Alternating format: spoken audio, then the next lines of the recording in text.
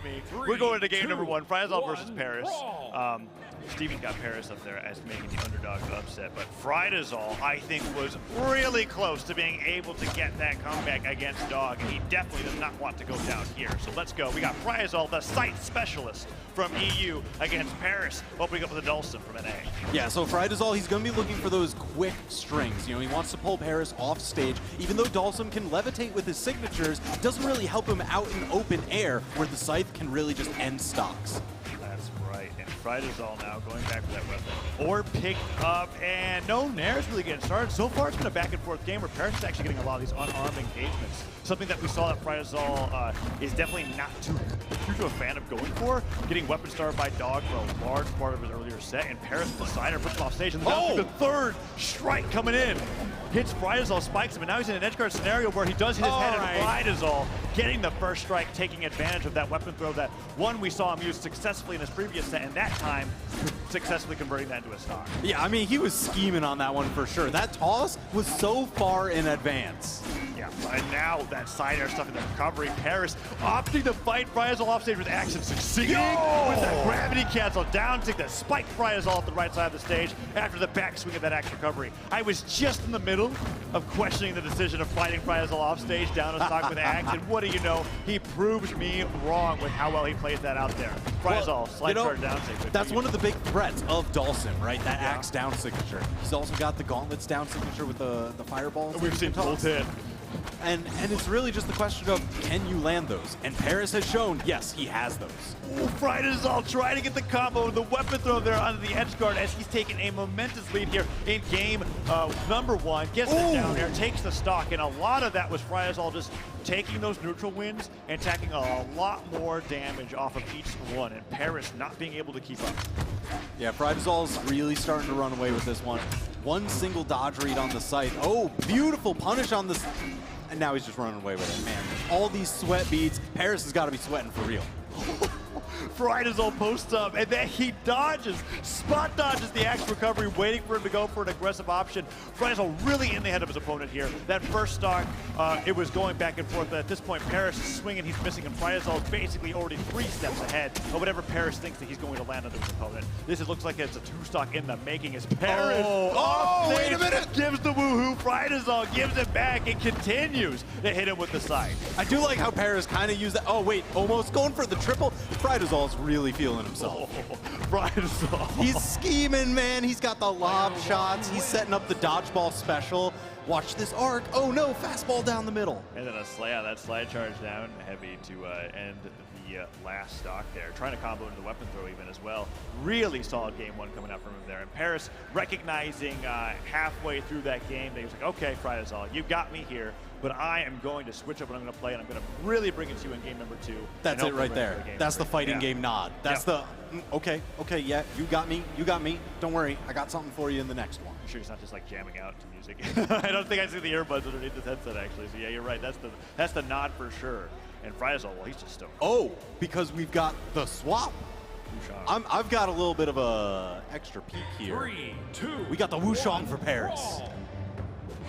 Coming in here on Spirit Temple, and now look at this. FryDasOle still on the fate that we are looking at. That Enchantress and the Orb Sidelight and Gauntless Downlight go past each other. Neither player getting that first combo, but FryDasOle still getting the upper hand with the amount of hits he's connected so far. And this is a great start to game 2 for FryDasOle.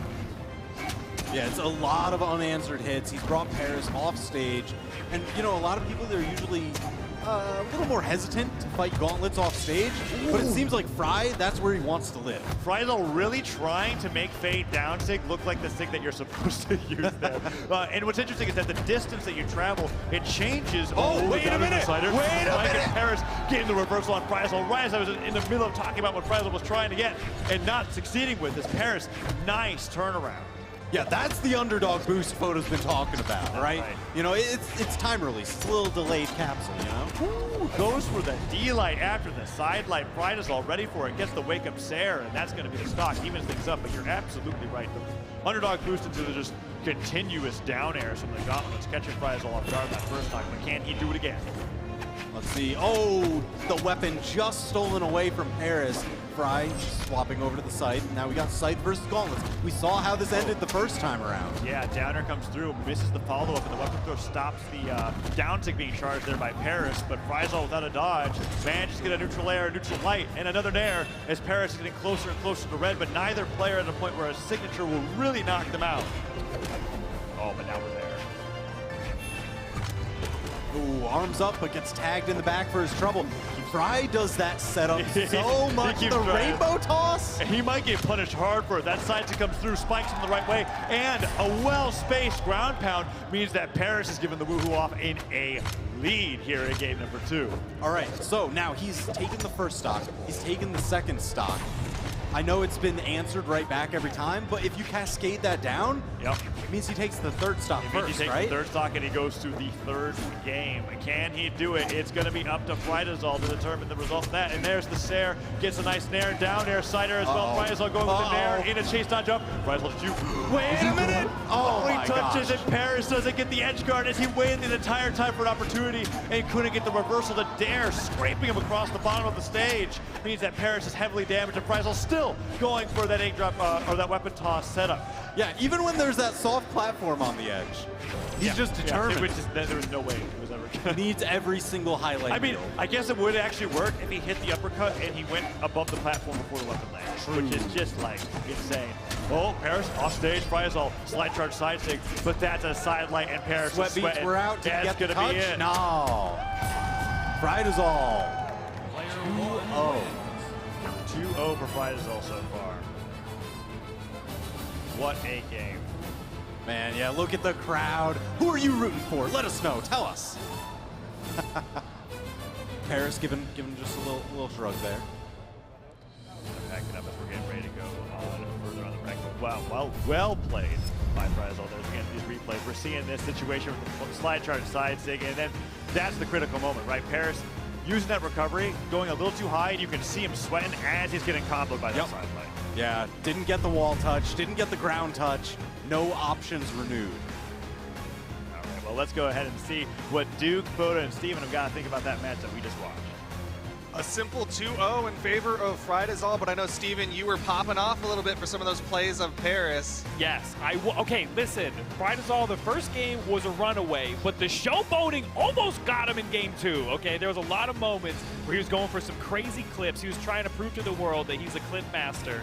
And Paris capitalized on a lot of those opportunities and almost wrestled that back. It was close at the end there, but man, I will say I like the way FryDasOle plays, okay? I like a person who goes for clips. So he's won over my respect, not that he needed to, but that was pretty sick. I think that's just built into his play style. It's not showboating. It's just how he rolls. It was showboating, dude.